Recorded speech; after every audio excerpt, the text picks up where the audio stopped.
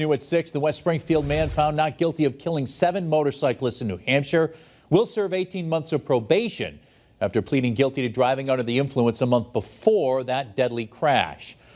Vladimir Zakowski entered an Alford plea in Hartford Superior Court today. That means he did not admit any guilt, but acknowledged that the state had enough evidence to win a conviction at trial.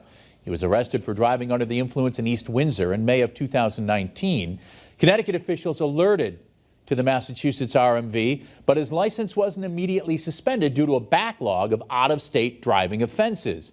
And then 1 month later in June, Zakowski was driving a truck towing a flatbed in New Hampshire that hit and killed 7 members of the Jarheads Motorcycle Club.